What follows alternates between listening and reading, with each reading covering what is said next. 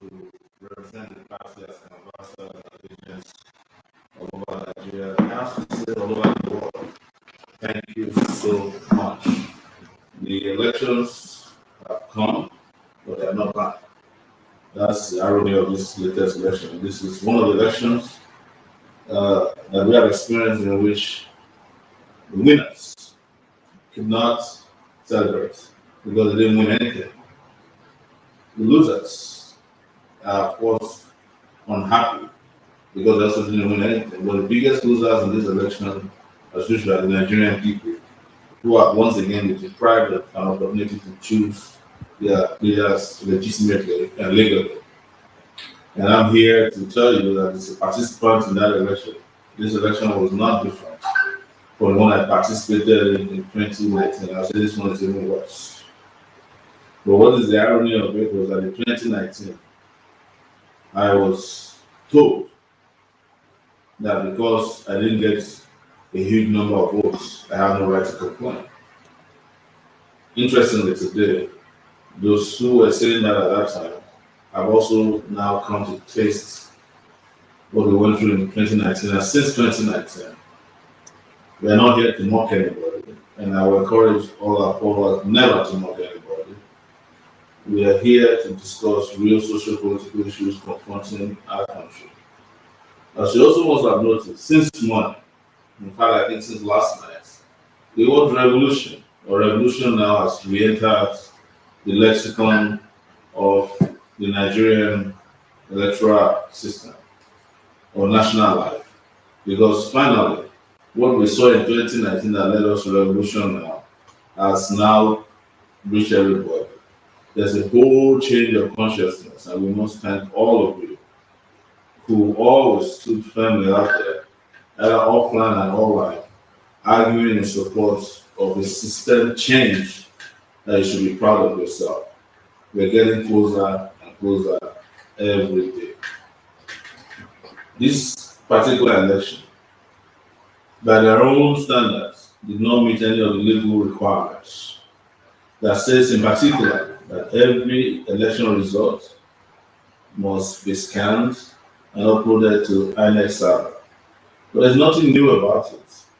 Before the election, I have been talking on radio stations and TV stations, went to the National Assembly, I went up to rallies, town hall meetings, and said INEC wasn't ready for elections. They did not want to listen to us. They also demobilized voters with their very wicked Naira design policy and whatever monetary policy they introduced few weeks to election. As we speak, our people are still queuing up in banks looking for the new Naira notes that don't exist. They lied that if the voters are deprived of their own money, that big politicians will not be able to buy votes. They particularly mentioned some big political parties who they claim their candidates won't be able to buy votes if you don't have money. But the result today is that the number of participants in this election is abysmal. Less than 30% of registered voters are voters who had in their possession the PVC, which has now been validated as the poverty verification cards, did not vote. They weren't only interested in voting, they largely boycotted the voting centers and polling units across the country. This is what that monetary policy cost us. And we condemned it when it happened. The same way today, we categorically condemn the election that was held on the 25th as a fraudulent election that did not meet the standard of what should be called a free, fair, and credible election. We knew it. There's nothing surprising about it. We knew they were already planning an election. We talked about it. We shouted ourselves twice that these criminals in our system have no interest whatsoever in organizing free and fair elections. And it has come to pass now that they didn't hold an election. What they did is a selection as they usually do. They have just given you the candidate of the choice of the criminal political elites in Nigeria. He is the candidate of the APC, Bola Ahmed Tinubu. who was given a certificate of return a few minutes ago, a few hours ago, here in Abuja, in an election in which he could not tell anybody that he won. So that's our position, that this wasn't an election. And that was our position in 2019. And we will stand by it, and we call on Nigerians across the world to reject a fraudulent election that imposes upon them a leader that they did not elect. What that means is that any figures, either for me or against me, or for them or against them, that you saw in this election were concocted and manufactured fraudulently. So don't fall for the gimmicks of the ruling class who says to you, oh, maybe you won somewhere, should be fine.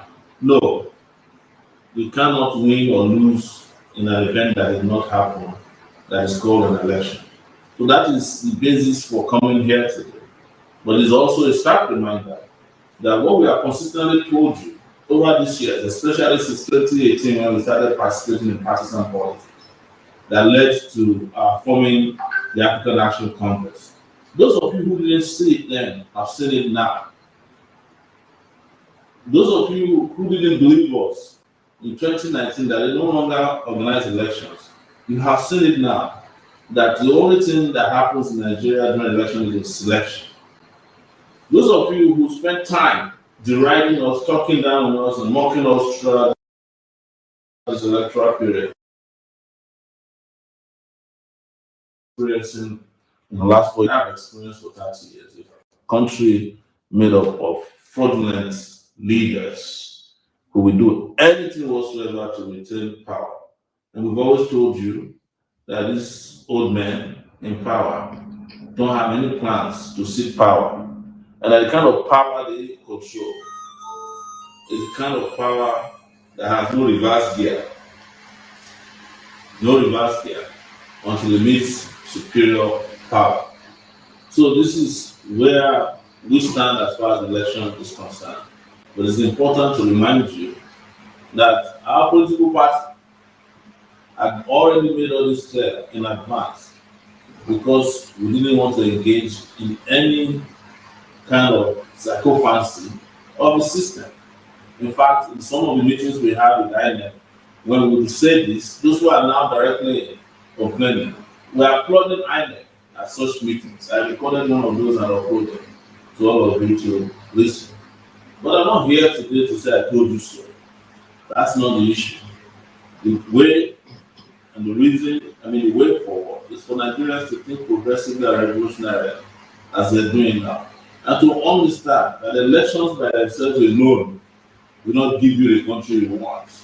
You can abide by it, the election timetable, as long as you want, but they are not going to allow you to be in charge of your country because you being in charge of the country means that they will be out of the country. You being in charge of the country will mean wealth redistribution. They don't want to, they really don't want you to redistribute wealth. You being in charge of the country means you'll be able to send your children to school, you'll be able to find jobs. They don't want you to have jobs. It means you'll be able to get medical care. They don't want you to have medical care. They want all of you to be dependent on them so that they can tell you what they want and make you do what they want and what you don't want. That is, and I've come to explain to you that nobody should at this time be suffering. There's no time for it. We have no time. What all of us should do is to join hands together to fight an legal system that oppresses all of us, that subjugates all of us, that punishes all of us, that deprives us of our rights to choose our leaders, to live in economic freedom, and to attain progress, and to attain, the real potentials that we should have as human beings, as citizens of the country called Nigeria. No time to solve. And I have heard from a lot of youth this morning that I should just go and fight for my passports and leave Nigeria for them. The Nigerians don't care about themselves. But the truth is that where do I leave to? I have to leave Nigeria to another man's country and the country that other people fought for to accommodate people like me. It doesn't make sense. I am not a coward, and I do not intend to become a coward because I lost an election that did not happen. No, we will always stay here and fight until we attain total liberation. That was what we promised in this election. And we had hoped that people heard us loud and clear. But while people were listening and working with us, they had a different agenda. And this agenda has now fallen on fault and unfolded, unraveled before your very eyes. And that is why we cannot afford to abandon ourselves now. We must hold hands together. And like I said, there is no need for anybody to feel bad for me or feel bad for themselves. As we've always said, if we all become like an idea about fighting the evils ravaging this country, one day it will get to everybody. And this time around, it has gone into even more people than anybody could have anticipated. I saw the mood this morning. You need to go on the highways, the streets were empty. It was as if this country was hit by an earthquake. And that is what has happened. A political earthquake did hit Nigeria, and people are sad. And I'm sad. And all of us should be afraid for the future if we don't do something immediately about this country, Nigeria. You cannot think of me as someone who hasn't done anything, but I also feel like we haven't done enough. And until we liberate ourselves, there is no point giving ourselves accolades or that you are the hero of a battle that was started but was not won. That's not who we should be at this time. So I urge Nigerians to keep coming together. Let's be having serious conversations. Let's hold meetings. Let's organize, don't agonize, and let's do that which is necessary. A revolution is necessary. There's no doubt about it. You are not hearing it from me for the first time. It's what I've always said, it's what I've believed in. And when people ask me during the election where I participated in the election, it's exactly what I predicted. That the idea of having a revolution is not enough for the majority until they taste the raw nature of wicked power. And that will put more people on the side of this thought of very necessary radical intervention in the life of the country. So I welcome all of you for coming today to listen to me. And I welcome all your support. I welcome everybody. I can't mention names here today, otherwise we'll be here till forever. But if I have not reached you personally since the election ended, I will do so. And I welcome you to the battlefield of the new struggle for liberation. I hope, like we've had before, this will not be taken lightly, because this that has happened, the election heist that's happened now, is a renewal of hopelessness for a majority of our people. And we must stand up and fight it now. Revolution now. Thank you very much. I don't know if some of you might have questions, but I did not design this broadcast to take questions. We will do more of it as days go by. But let me keep thanking you and wishing you the best as we move to the next stages of the struggle. Thank you very much, and have a good evening.